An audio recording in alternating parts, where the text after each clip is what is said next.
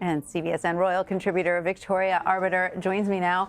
Hi, Victoria. Good to be with you. Good to see you. So we just heard that, Meghan and Harry will be giving up their royal titles and they will no longer accept public funding. But what does that mean exactly? They still remain Duke and Duchess, correct? Yes, and actually they still remain HRH. They simply won't be using the HRH styling, of course, his and her Royal Highness.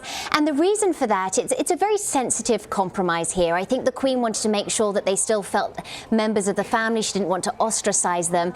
She was also very sensitive to 1996 when public reaction to Diana losing her HRH status was quite vociferous. But I think really the royal family had to be very careful here that Harry and Meghan weren't seen to be cashing in on their royal status and that they weren't seen to be monetizing the British monarchy. So they remain HRH, they just don't use it. So to that point, will they be able to use the brand Sussex Royal to make money off of that brand? That remains the major sticking point at this moment in time, and I think the royals are really struggling with this because essentially Harry and Meghan have stepped back completely from royal life. They will no longer be representing the Queen, and so it's the word royal that becomes an issue in here. And if Harry and Meghan are accused of cashing in on the royal family, that then brings a multitude of royal problems with it as well. So Sussex Royal remains to be seen, but of course for Harry and Meghan they'll be frustrated if they can't, because that's what they've built the whole brand on. And they have said that they want to be financially independent, but still most of their expenses are covered by Harry's father, Prince Charles, correct? So will that continue?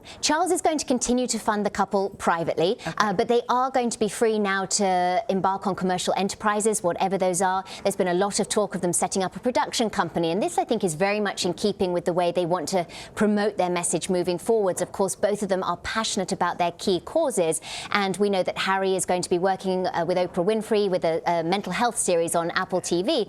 I think we'll see more of that as they try to champion the issues that are most important to them. But will they be able to monetize that? Because some of these are obviously nonprofits and charities, not easily monetized when you're talking about the lifestyle that they're used to, right? Right, well, absolutely. And I think the thing is there are going to be companies and corporations literally throwing opportunities at Harry and Meghan. It's going to be up to them to decipher which ones are the legitimate ones, which ones won't backfire on them. I think the public speaking circuit is going to be a big draw for these two. They can command hundreds of thousands of dollars for one after-dinner speech. So I don't think there's going to be a shortage of opportunity. It's just going to be what they choose to accept. And what about their family relationships? There's so many rumors or stories about the rupture between Prince Harry and his brother. Has that been healed? I mean, how is the family now reacting to their leaving now that it's pretty much been settled? I think it's in the healing process. Let's put it that way. The Queen's statement was deeply personal, and it was lovely that she mentioned in there that Harry, Meghan and Archie will always remain much-loved members of the family. Harry and Meghan, they leave with the Queen's blessing, but there's no question she's disappointed that they are going to be gone, because it's very difficult for the royals to get together when they're all in the same country. With Harry, Meghan and Archie being upwards of 3,000 miles away, it's going to be that much harder still. And of course, we heard Harry talk about the Queen in his public statement. Let's listen to what he said exactly.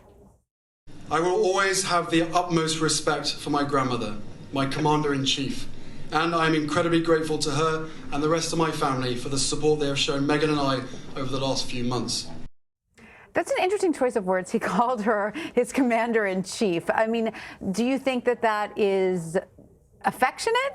I think it's respectful, and it's respecting her position in relation to him in the military. And I think it's his military associations that he's giving up that are going to really cut the deepest. Why did he have to give those up? Because those are ceremonial roles that are conducted on behalf of the Queen, and they can no longer represent the Queen. Now, Harry will continue to work with Invictus. Just a few days ago, he announced that the 2022 Games will be in Dusseldorf.